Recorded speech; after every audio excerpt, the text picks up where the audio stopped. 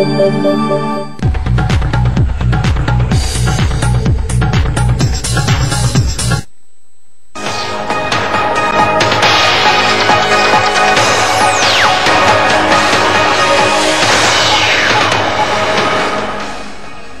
দর্শক, দশম জাতীয় সংসদ নির্বাচনকে সামনে রেখে বৈশাখী টেলিভিশনের বিশেষ আয়োজন আরএফএল নির্বাচনের চেয়ারডি অনুষ্ঠানে আপনাদেরকে স্বাগত জানাচ্ছি।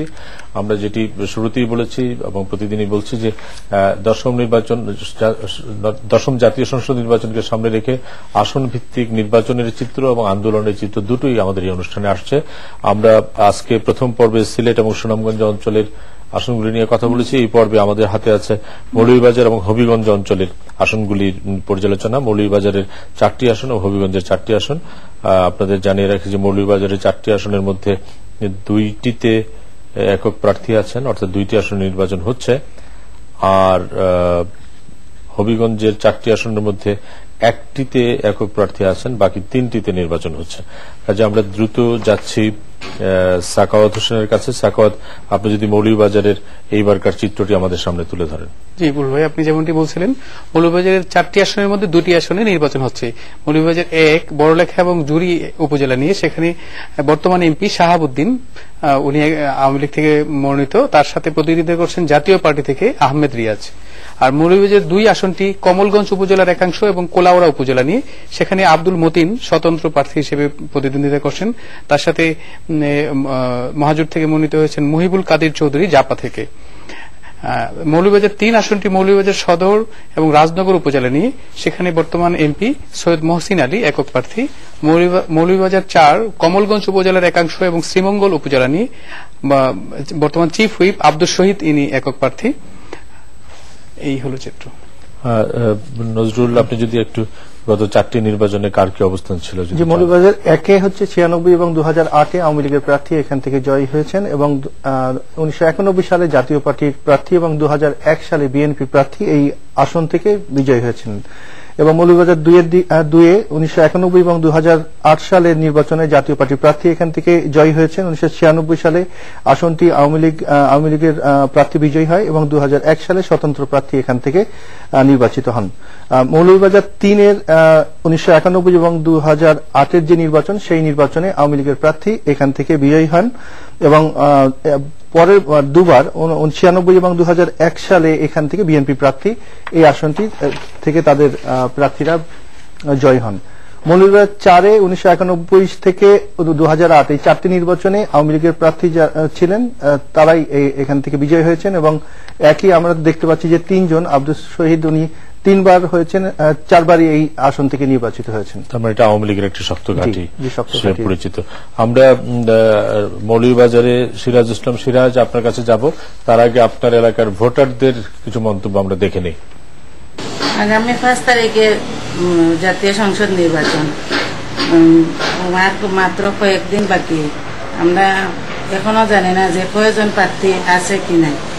তারিখ জাতীয় নির্বাচন, কিন্তু নির্বাচনের মাধ্যমে আমরা খুব একটা আতঙ্কে আছি, যাতে দেখা যাক পক্ষ বিপক্ষ 2 দলের মধ্যে মারামারি, কিন্তু আমরা সাধারণ জনগণ এটা আসলে চাই না। আজকের এই নির্বাচনে জনগণের মাঝে তেমন একটি আমেজ নেই, একটি নিরুৎসাহিত নির্বাচনী পরিবেশ বিরাজ করছে।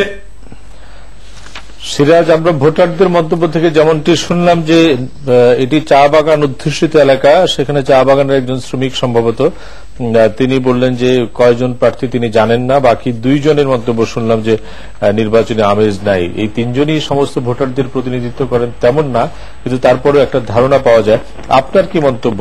মৌলভীবাজারের 4টি আসনের মধ্যে 2টিতে নির্বাচন হচ্ছে না, বাকি 2টিতে যে নির্বাচন হচ্ছে সেখানে নির্বাচনী আমেজ কেমন? জি বুলবুল ভাই, জাতীয় সংসদ নির্বাচনে মাত্র হাতে গোনা কয়েকদিন বাকি, অথচ উত্থাপ নেই প্রার্থী সমর্থক নির্বাচনী প্রচার প্রচারণায়।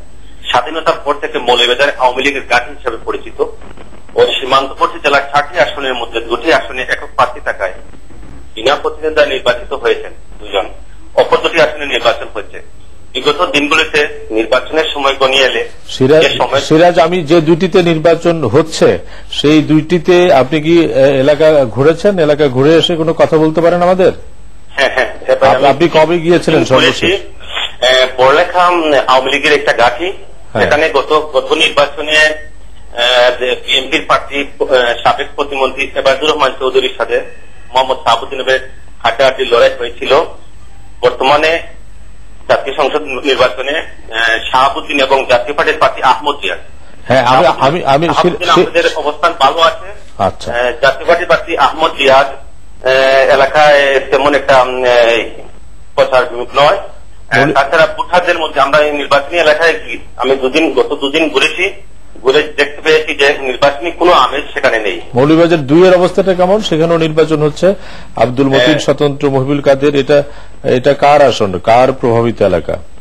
জি, মৌলভীবাজার 2 আসনটি মূলত এখানে 2 সাবেক বিএনপির এম শাহীন এবং সাবেক ডাকসুর বিপি সুলতান মোহাম্মদ মনসুর এবং বিএনপির আবেদ রাজা, এই 3 জন নির্বাচনে অংশগ্রহণ না করায় ভোটারদের মধ্যে নির্বাচনী আমেজ, ওরা বুঝতেছে যে এখানে নির্বাচন হচ্ছে না। আর যে 2 জন প্রার্থী হয়েছেন জাতীয় পার্টি থেকে মহিবুল কাদের চৌধুরী পিন্টু, উনার বাড়ি শ্রীমঙ্গল উপজেলায়, তিনি শ্রীমঙ্গলে অবস্থান করেন কিন্তু প্রার্থিতা করতেছেন কুলাউড়া 2 আসনে।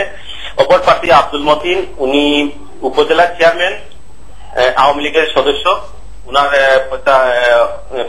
পরিচিত মুখ।